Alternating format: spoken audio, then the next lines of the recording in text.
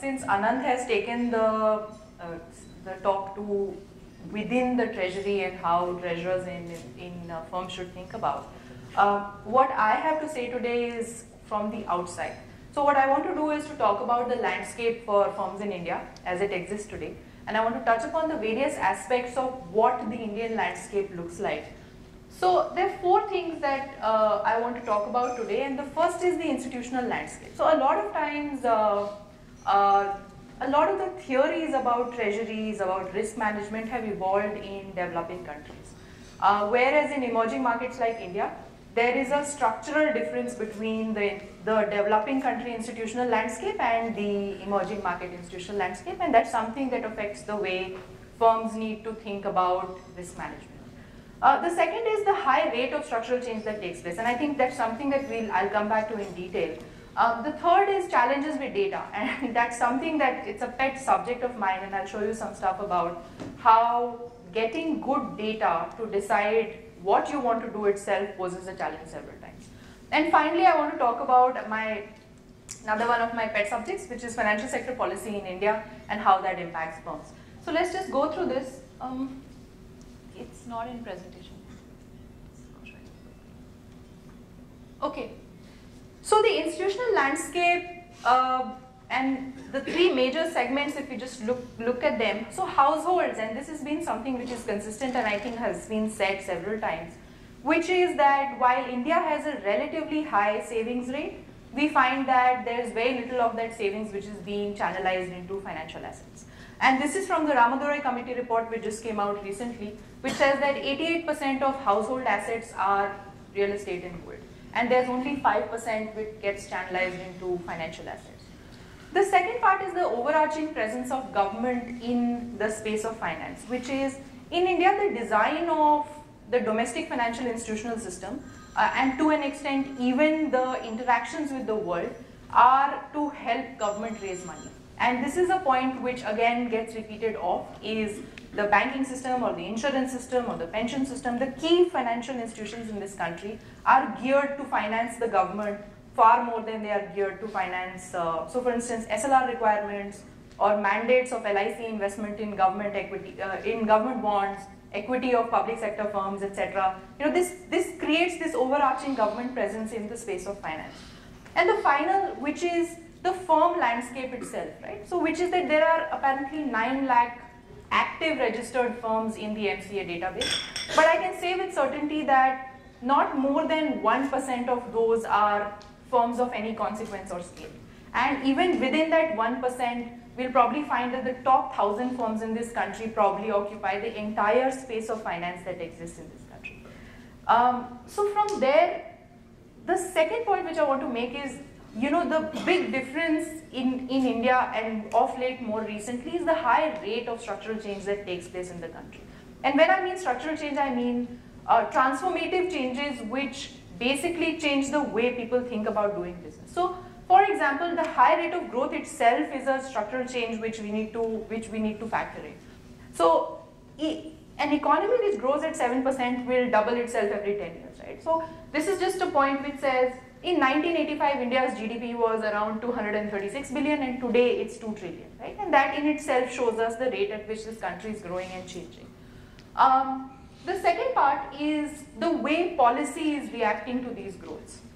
So if you see in the last 2 years, we have seen 4 major transformative reforms taking place. So the Insolvency and Bankruptcy Code, and I'll come back to what I think of how this impacts firms. The Goods and Services Tax, there's a greater push to formalization, which is, you know, from the informal economy to the formal economy in terms of taxation, digitization, and then there is this, you know, undercurrent of banking sector stress and several issues associated with that which is going on.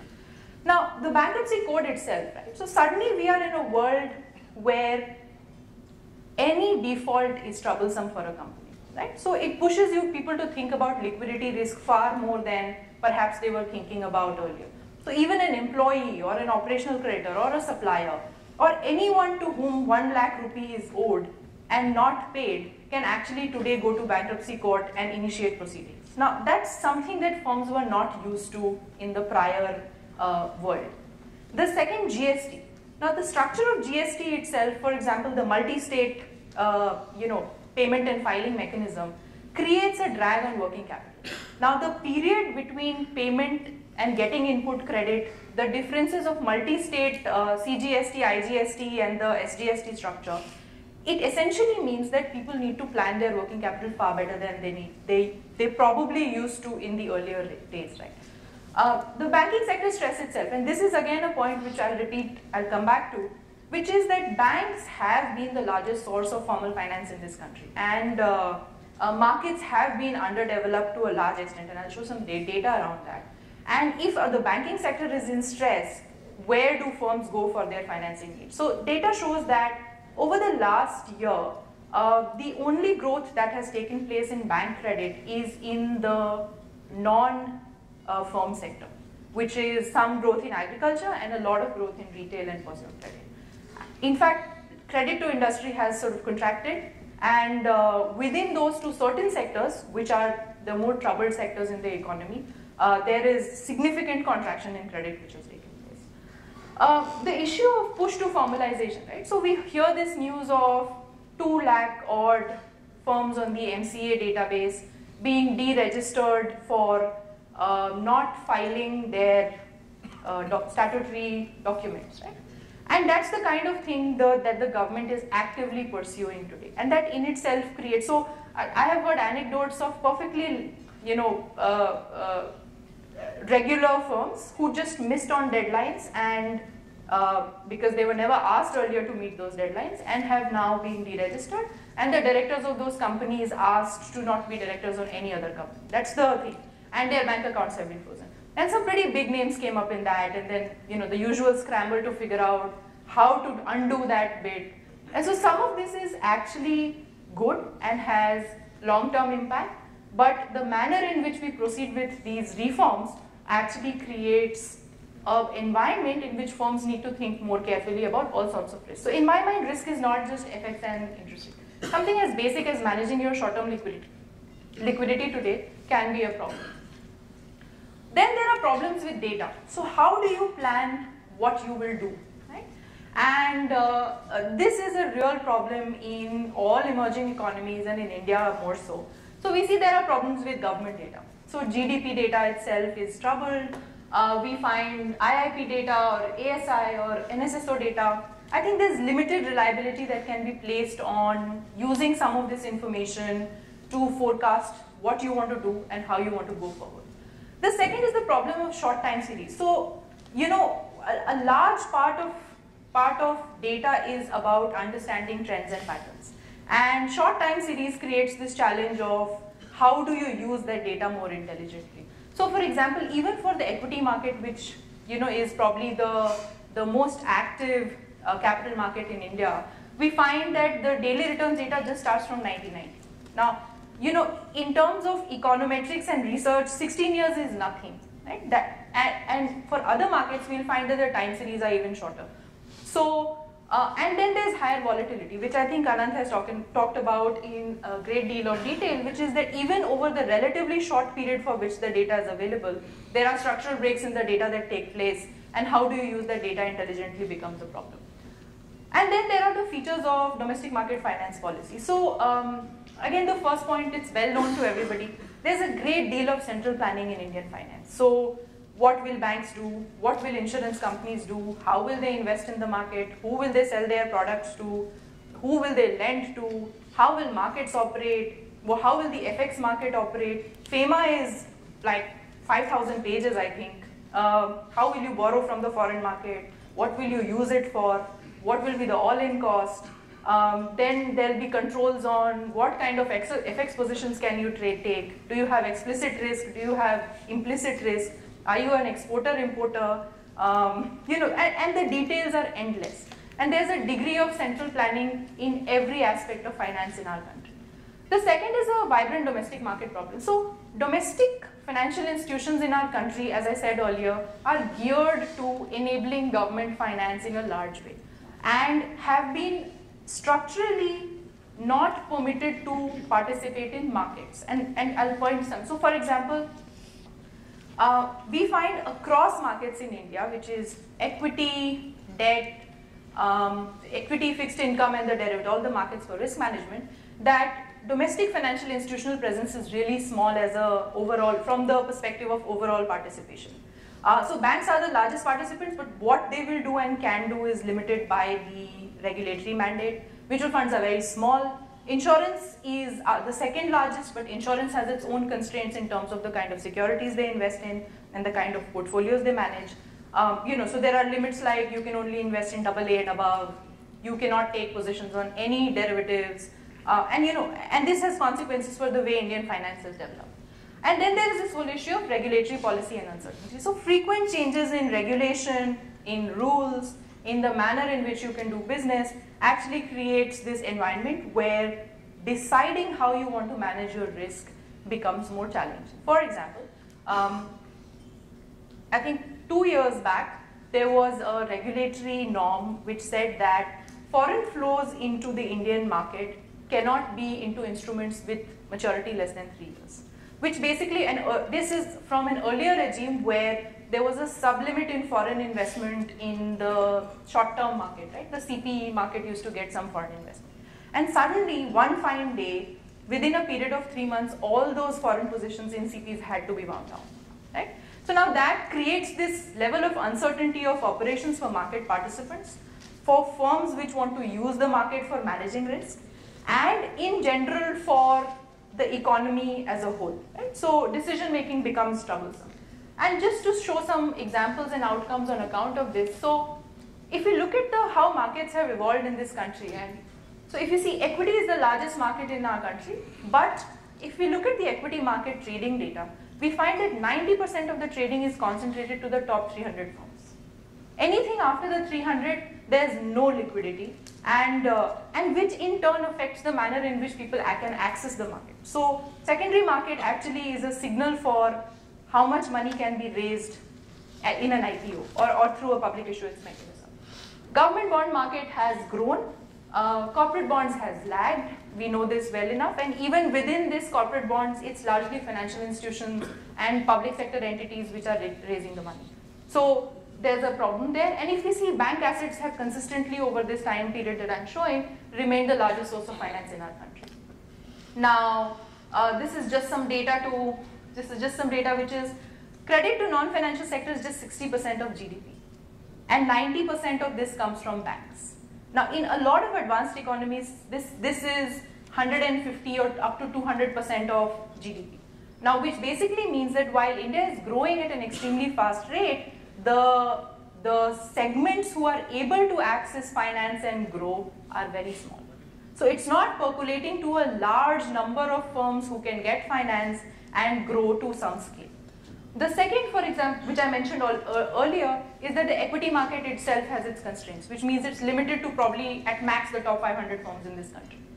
And then we have a very underdeveloped bond market, and that's in itself has issues. And so think of a scenario now, we have a situation where there's the bankruptcy code, there's banking sector stress, and there's an underdeveloped bond market. So fixed income, availability of fixed income capital for firms, it is a huge challenge. And then finally, there are mixed results on derivatives markets, and I'll show you some long time series data, long as per Indian standard time series data, on what we observe as the efficiency of markets. So this is a graph which, it's a very colorful graph, but it shows the violations in the no arbitrage conditions in India. And this is pulled till 2014, but even if we pull it to 2017, I know that we won't find any differences. This just shows covered interest parity violations that take place in India. Okay, which basically shows that the FX market, the exchange rate is not reflecting the interest rate differentials between the two countries, and this is consistent and over time. The second, which shows, this is the basis graph, which shows that spot futures basis in the equity market shows a consistent pattern of arbitrage violation, which means that there is an arbitrage which exists between the equity spot and the futures market, but because of restrictions on the market, it cannot be exploited.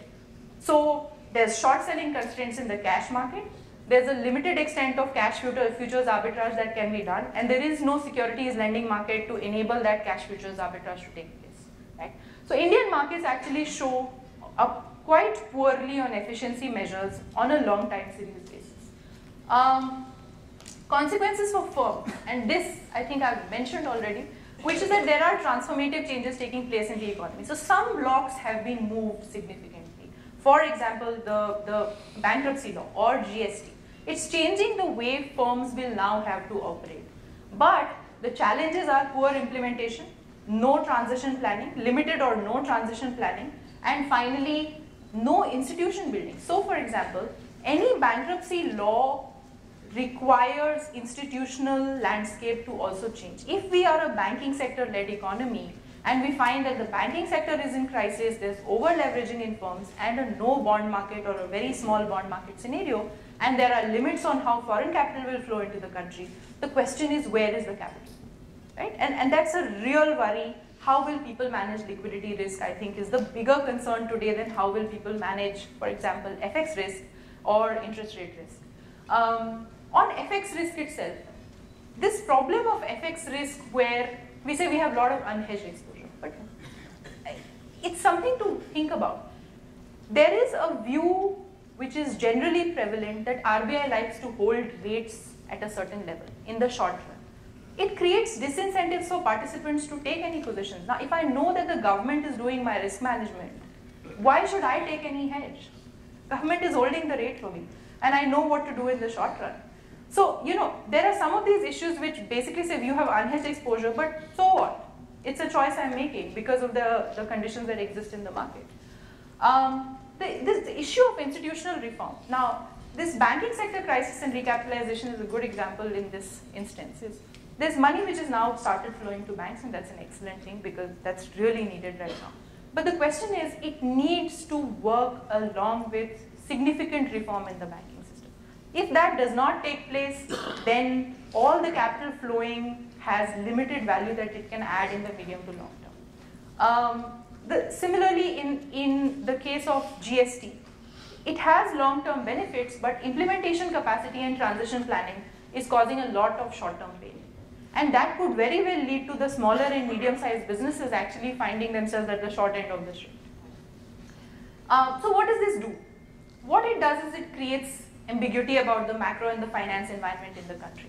And hence, that in itself is a risk. And that it in itself is a risk that firms have to learn to deal with. The second is the problems of financing. And I really worry that this is something that if we do not do something structural and think about how to move the constraints on financing, then besides the top 1,000 firms in the economy, the smaller firms will not come up to scale even in the next 5 to 10 years. And that's a real constraint. And so we have some work which we have done on access to finance, and we find that whether it's debt, whether it's foreign debt, whether it's bond markets, whether it's banks, whether it's equity markets, after the top 1,000 firms, access to finance is a real problem.